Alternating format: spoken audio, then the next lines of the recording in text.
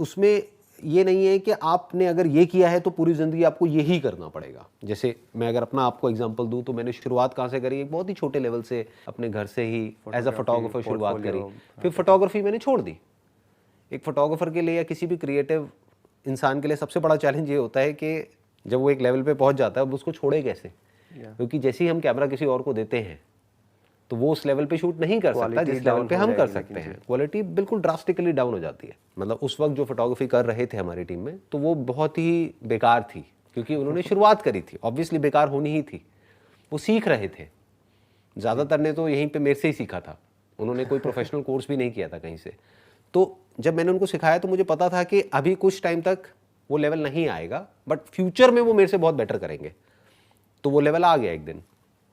आज की अगर बात करी जाए तो जो फोटोग्राफर्स हमारी कंपनी में हैं वो मेरे से फार बेटर हैं, आप कह सकते हो 1000 टाइम्स बेटर हैं। तो फोटोग्राफी मैंने करी और छोड़ दी। इसी तरीके से फिर बिजनेस किया। बिजनेस को ये तो नहीं कह सकते कि पूरी तरह से छोड़ दिया, बट अभी जो मेरा मेन फोकस है दैट इज दीज सेशंस, ये जो हो रहे हैं। तो ये दोनों अपने आप में एक बिल्कुल ही अलग अलग फील्ड्स हैं। एक तरफ है, इसको हम बोल सकते हैं फिलॉसफी या साइकोलॉजी, कुछ भी हम इसको नाम दे सकते हैं। दूसरी तरफ है एंटरप्रेन्योरशिप। अब फ्यूचर में क्या करने वाला हूं मुझे पता ही नहीं। अगर आप मुझसे पूछोगे कि एक साल बाद आप क्या कर रहे होगे, जैसे अभी ये सेशन हो रहा है, क्या मुझे एक साल पहले पता था कि ऐसा कुछ होने वाला है? नहीं, बट आज हो रहा है। ऐसे ही एक साल बाद क्या होने वाला है आई डोंट नो।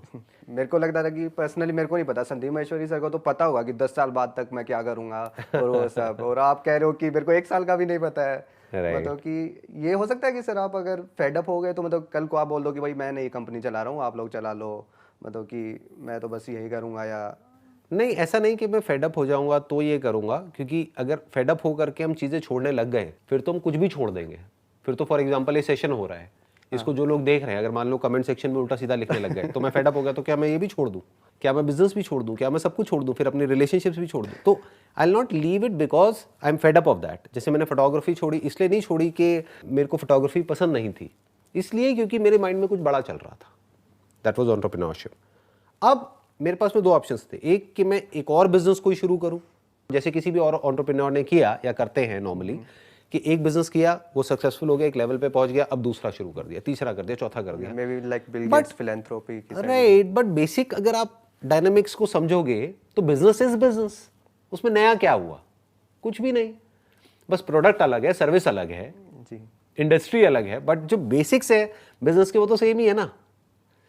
तो अगर आपने बिजनेस को मास्टर कर लिया है तो अब आपके पास में दो चॉइसेस हैं। जैसे मेरे पास में दो चॉइसेस थी कि या तो अलग बिजनेस में अपना पूरी एनर्जी लगाऊं, वहां से क्या होगा, I will make money, but पैसे की अपनी एक लिमिट है।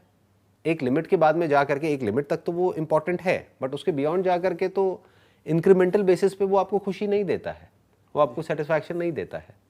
तो ये दो अलग अलग पाथ्स हो गए। एक हो गया अपने पैशन को फॉलो करने का पाथ, उसको आप बोल सकते हैं इनसाइड आउट, कि जो अंदर से हो रहा है उसको हम बाहर एक्सप्रेस कर रहे हैं। एक है बाहर जो सब कर रहे हैं वही हम कर रहे हैं, ज़्यादातर लोग ऐसे ही करते हैं। तो वो हमारी अपनी कॉलिंग है। ओके, तो इस क्वेश्चन का आंसर हो गया जी।